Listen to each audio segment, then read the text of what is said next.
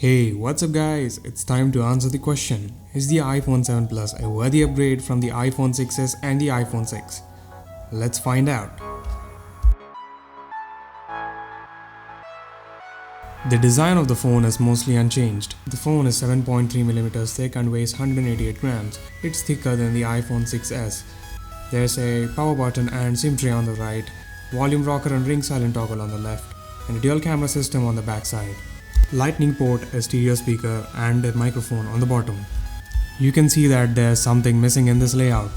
Yes, the beloved 3.5mm headphone jack has been removed. And to solve this problem that they created, you are provided with lightning connector headphones and a 3.5mm adapter, which costs $9 if you happen to lose it. And stereo speakers finally make their way to the iPhone. One speaker is in the headpiece and the other is on the bottom. Apple claims they produce twice the amount of sound, and we can confirm that they get reasonably loud.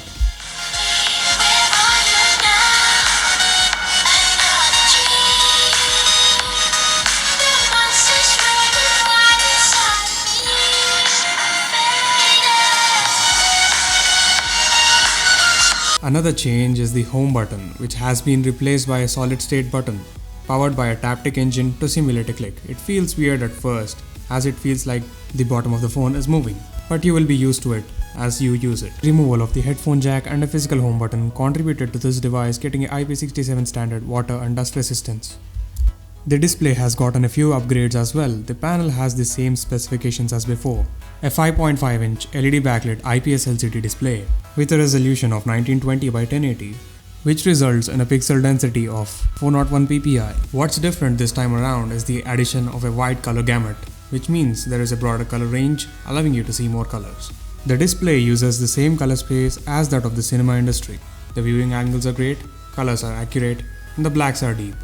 And we couldn't be more happy. The screen can sense pressure and can differentiate between a long press and a touch with force applied.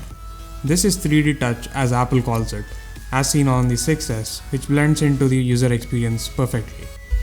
When it comes to the hardware, there are some specification boosts. It is powered by an A10 Fusion chip, which has a quad-core CPU at 2.23 GHz per core and 6-core graphics. The phone also has M10 Motion Core processor, 3GB of RAM, and comes in 32, 128, 256 GB of internal storage.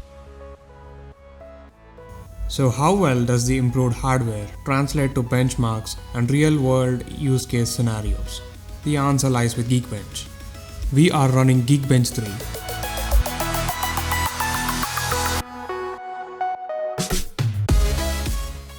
And here are the scores of single-core and multi-core performance.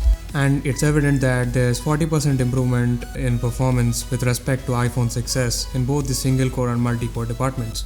The iPhone 6s is a beast of a performer, and the iPhone 7 beats out the iPhone 6s by over 40%. That's impressive. Gaming performance is the best I have ever experienced. There is no need to talk about how smooth everything plays out. The stereo speakers deliver loud sounds, giving a very immersive experience. The phone has no problems playing the highest of the high-end games. Everything is butter smooth. If you are a mobile gamer, you will not be disappointed.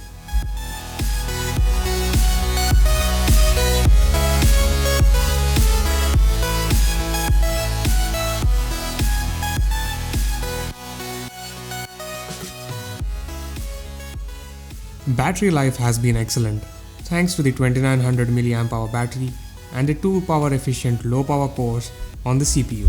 A full charge lasted me a day, and I didn't need to plug in at night, as there was 30% charge remaining. The iPhone 7 and 7 Plus ship with iOS 10.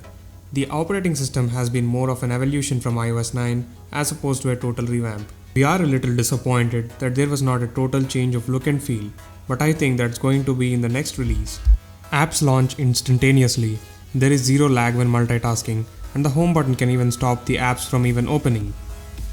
We can say that the hardware and software integration is stronger than ever with this device. User experience has been enhanced with better looking notifications and with widgets on the lock screen and notification drawer. The camera is a dual camera system. This we think is the selling point of the phone. Both are 12 megapixel cameras, but one has a wide-angle lens and the other has a telephoto lens. The interface remains unchanged, but there is now an option to change the optical zoom It allows for up to 2x optical zoom using the two lenses on the camera. iOS 10 opens up the possibility to shoot RAW images, which give better editing flexibility. We have an in-depth review of the camera, which you can visit by clicking the link in the description down below.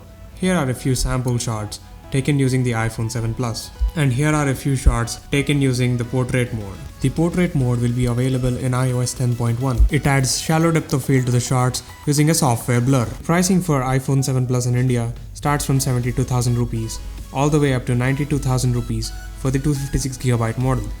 The 32GB variant costs $769 which is 50,000 Indian rupees. The company could have done a better job at pricing them in India. Now that we have everything to answer that question, let's lay out the pros and cons.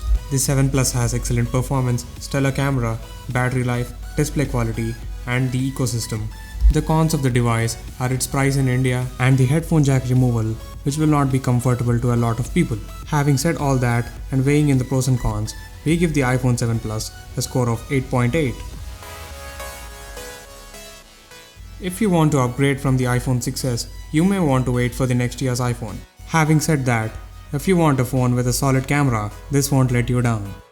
And that wraps up this video, and as always, I'll catch you guys in the next one.